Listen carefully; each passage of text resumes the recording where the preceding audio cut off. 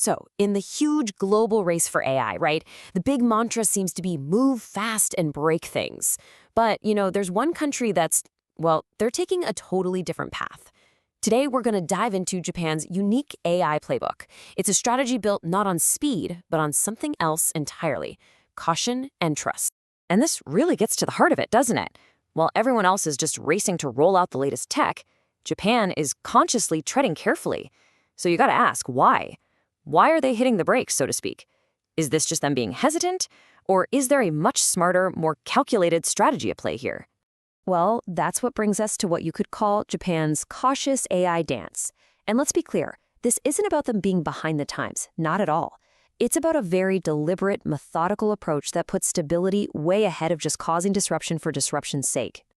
Okay, so think about it like this. Most of the world isn't a flat-out sprint. It's all about speed, disruption, getting there first, no matter what. But Japan? They're running a marathon. Their focus is completely different. It's on regulation, how it impacts society, and building user trust from the ground up.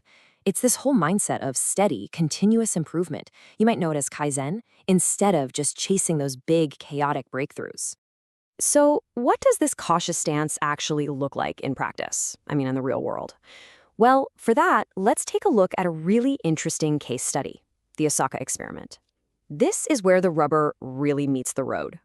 So what's happening is the city of Osaka has put together this public-private group, and they've teamed up with some huge names. We're talking Google Cloud Japan and Microsoft Japan, and their goal is pretty straightforward. They're testing AI agents for real-world practical stuff, like clerical work and multilingual services. They want to see if the AI can be accurate and work on its own, but, and this is the key part, all while sticking to really strict standards so things don't get out of hand. Okay, so hearing all this, you might be thinking, all right, Japan is just falling behind. But here's the twist. Cautious does not mean inactive, not even close. In fact, when you look at the actual data, it tells a totally different story. And boom, here's the proof. A recent survey shows that a full 35% of Japanese companies have already adopted AI. But wait, look at this other slice. Another 44% are planning on it. You add that up, and we're talking about almost 80% of companies are on board with AI. This isn't a country that's hesitating. This is a deep, widespread, and super methodical commitment. So that really brings us to the core philosophy, the why behind this whole strategy.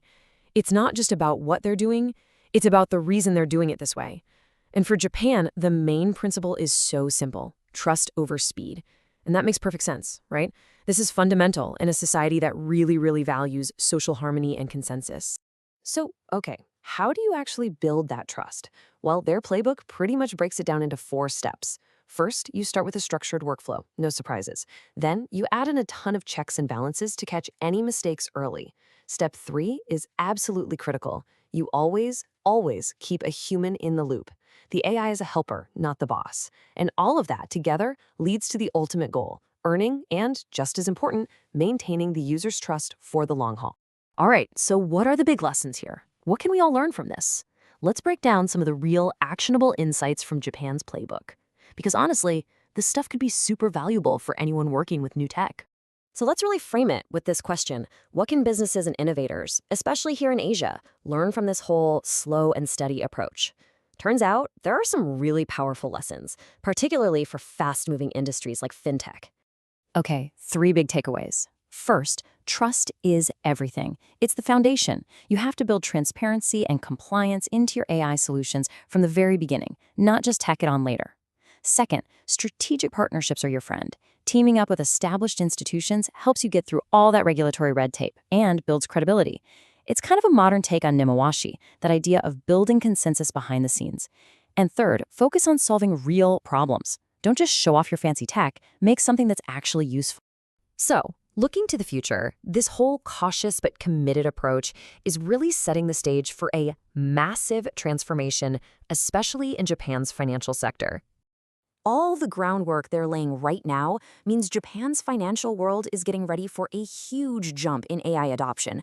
We're talking about an evolution that's going to make operations way smoother and seriously improve customer experiences. And it's all built on that same foundation of trust and collaboration we've been talking about.